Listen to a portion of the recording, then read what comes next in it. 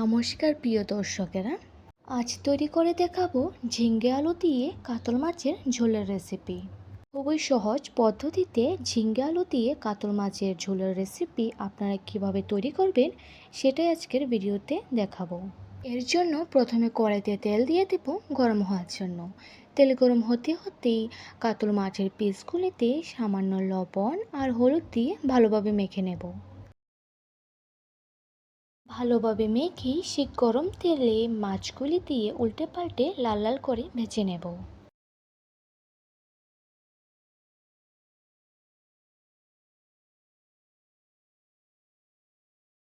তারপর মাছগুলি ভাজা হয়ে গেলে তুলে নেব। মাছগুলি তুলে সেই তেলে দিয়ে দেব মেথি, তেজপাতা আর কালো জিরা দিয়ে আগে থেকে কেটে রাখা আলুগুলি এর মধ্যে দিয়ে দেব।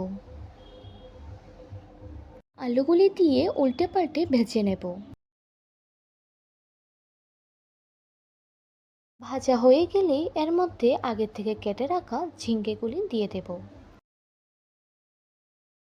সবগুলি ঝিঙ্গে দিয়ে এর মধ্যে দিয়ে দেব স্বাদ অনুযায়ী লবণ, হলুদ, ধনার গুঁড়ো আর লাল লঙ্কার গুঁড়ো স্বাদ অনুযায়ী, আর দিয়ে দেব কাঁচা লঙ্কা বাটা স্বাদ অনুযায়ী, দিয়ে ভালোভাবে নেড়ে চেড়ে কষিয়ে নেব।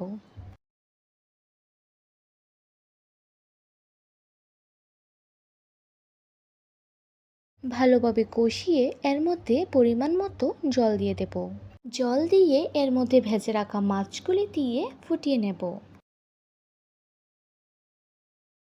তারপর ফুটে আসলেই কিছুক্ষণ নেড়ে চেড়েই এইভাবে একটু রেখে নামিয়ে নিলে তৈরি আজকের আমাদের রেসিপি।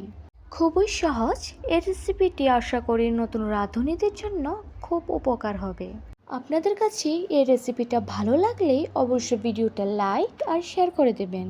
এমন আরও নতুন নতুন ভিডিও পেতে আমাদের চ্যানেলটাকে সাবস্ক্রাইব করে পাশে থাকবেন। আবারও দেখা হচ্ছে পরের ভিডিওতে। সবাই ভালো থাকবেন, সুস্থ থাকবেন। ধন্যবাদ।